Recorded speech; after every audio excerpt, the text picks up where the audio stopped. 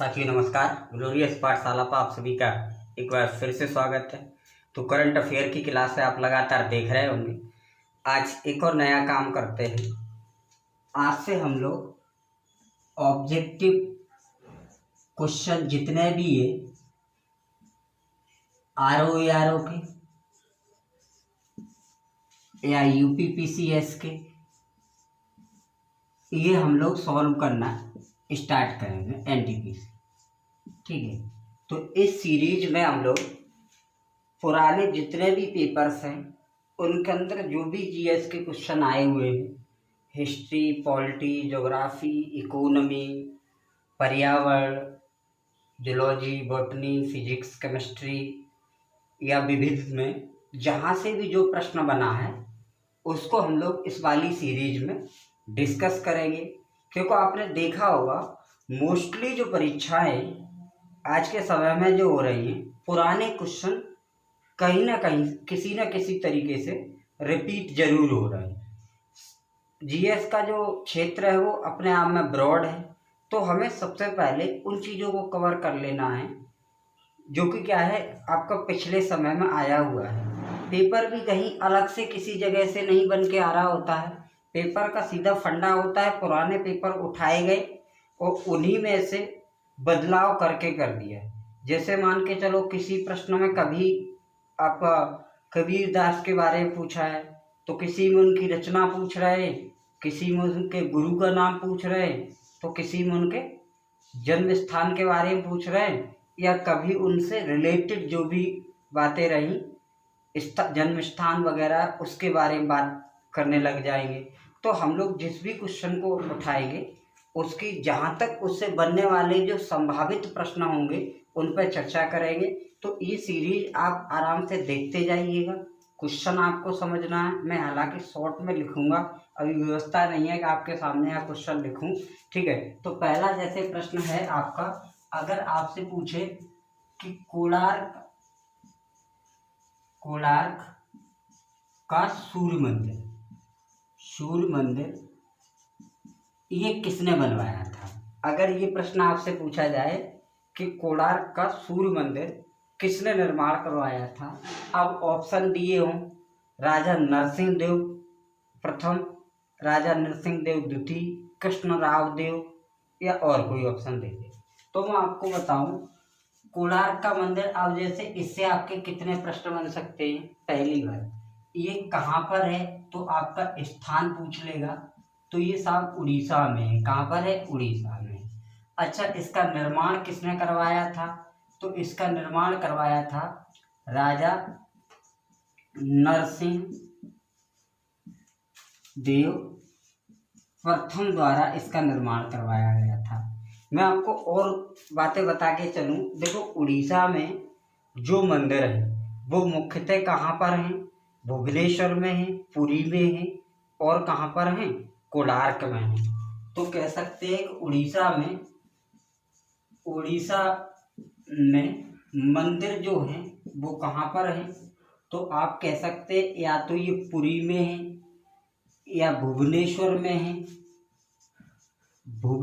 में है या आपके कोणार्क में है।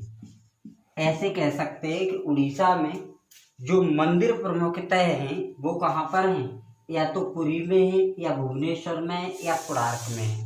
अच्छा, यहाँ पर जो मंदिर हैं इनमें नागर शैली आपको देखने में मिलती है। अच्छा, इन मंदिरों का जो विकास हुआ है वो किस सदी के मध्य हुआ है, तो कह सकते हैं कि 8वीं से 13वीं सदी के मध्य इन मंदिरों का विकास हुआ है। ठीक है, 13वीं सदी के मध्य इन मंदिरों का विकास हुआ, तो ये आपसे प्रश्न पूछ लिया जाएगा। अच्छा, यहाँ पर स्तंभों की जगह लोह के शाह तीरों का उपयोग किया गया है।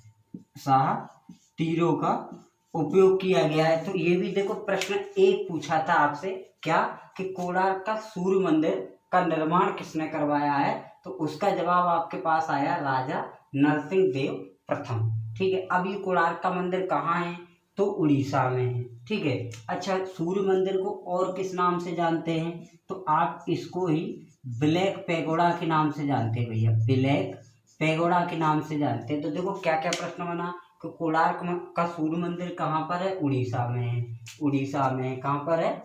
उड़ीसा में है। और सूर्य मंदिर को ही क्या कहते हैं? तो आप ब्लैक पैगोडा कहते हैं।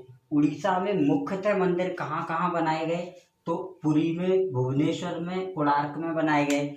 अच्छा, उड़ीसा के जो मंदिर हैं उनमें किस प्रकार की शैली का वर्णन है? तो कह सकते हैं कि यहाँ पर नागर शैली आपको देखने को मिलती है।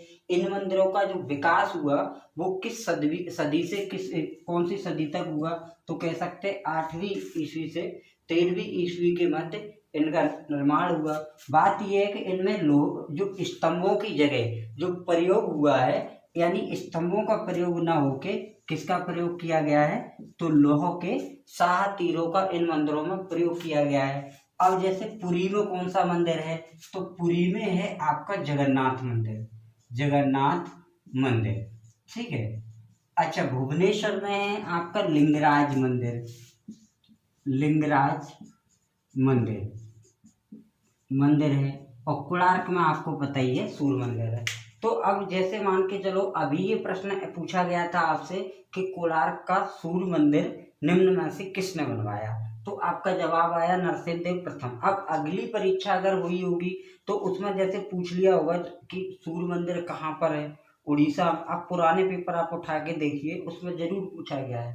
अब जैसे बड़े एग्जामों में अगर आप पूछेंगे तो वहाँ पर ये प्रश्न पूछा जाता है कि निम्न में से उड़ीसा स्थित किस शैली का प्रयोग है? तो ये नागर शैली का प्रयोग है। कभी कभी ये भी कथन पूछा गया है कि निम्न में से कौन सा कथन सही है? तो उड़ीसा के मंदिरों का विकास 8वीं से 13वीं सदी के मध्य हुआ और यहाँ पर स्तंभों की बजाय लोहे के 7 तीरों का उपयोग किया गया।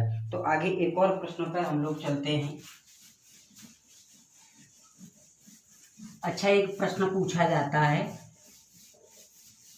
ये प्रश्न पूछा जाता है कि अंकोर वाट का विष्णु मंदिर कहाँ है? अंकोर वाट विष्णु मंदिर कहाँ है? अंकोर वाट विष्णु मंदिर कहाँ पर है? ये भी प्रश्न पूछा जाता है आपसे कि अंकोर वाट विष्णु मंदिर कहाँ पर है। तो भैया अंकोर वाट जो विष्णु मंदिर है वो विश्व का विशाल मंदिर है, बड़ा, सबसे बड़ा विष्णु मंदिर है। और ये पता कहाँ पर है? अब अगर ऑप्शन में दे दे, कंबोडिया में, भारत में, श्रीलंका में, जापान में। तो अगर ये मंदिर को हम लोग बात करें कि ये कहाँ पर है, तो ये आपका है कहाँ पर? कंबोडिया में है, कंबोडिया में। और कंबोडिया को ही पहले आप क्या बोलते थे? तो कंबोज के नाम से बोलते थे। तो कभी कभी तो ये भी प्रश्न आता है, देखो प्रश्न ये पूछा गया कि अंकोर वाट का विष्णु मंदिर कहाँ पर है? आपका जवाब आया कंबोडिया में। ठीक है, या कंबोज में। अब बात करते हैं जैसे कि इस मंदिर से और क्या क्या प्रश्न बन सकते हैं। विष्णु मंदिर से, कंबोडिया का जो विष्णु मंदिर है, और इधर कंबोडिया से क्या क्या प्रश्न बन सकते हैं? कंबोडिया से क्या क्या प्रश्न बन सकते हैं? अब देखिए साहब, कंबोडिया से आपका प्रश्न बन सकता है कि कंबोडिया एशिया महाद्वीप में है तो किधर है? तो ये दक्षिण पूर्व एशिया में। कहाँ पर है? दक्षिण पूर्व एशिया में, एशिया में। और भारत कहाँ है? तो भारत एशिया महाद्वीप के दक्षिण में है, एशिया महाद्वीप के दक्षिण में है, ये आपको पता होना चाहिए। अब यहाँ से पूछ लेगा कि आखिरकार दक्षिण पूर्व में भारतीय संस्कृति जो है वो कैसे पहुंची? तो कह सकते हैं भारतीय संस्कृति का विकास हुआ है, भारतीय संस्कृति का विकास हुआ है किसके द्वारा? तो ब्राह्मण धर्म के द्वारा यहाँ पर भारतीय संस्कृति का विकास हुआ। ये दोनों प्रश्न आपके पूछे गए कि कंबोडिया विष्णु मंदिर, जो अंकोर वाट का विष्णु मंदिर है उसके लिए फेमस है, भारत सरकार इस पर पैसा भी खर्च करती है। ये एशिया महाद्वीप में कहाँ, किस तरफ है? तो ये आपका दक्षिण पूर्व एशिया में। और यहाँ पर आपका भारतीय संस्कृति का जो विकास हुआ प्रचार प्रसार हुआ वो किसके माध्यम से हुआ, तो ये आपका ब्राह्मण धर्म के माध्यम से हुआ। अच्छा, अब बात पूछी जाती है कि जैसे जो अंकोर वाट का विष्णु मंदिर है, इसकी विशेषता क्या है, इसकी विशेषता क्या है। एक बार आपका सीटेट के एग्जाम में पूछा गया था प्रश्न कि निम्न में से ऐसा कौन सा मंदिर है जिसकी दीवारों पर रामायण और महाभारत की कहानियों के चित्र मूर्ति रूप में अंकित हैं। ठीक है, तो अपन कह सकते हैं कि इस पर रामायण और महाभारत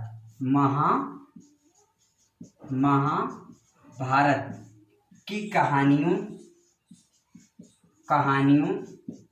के चित्र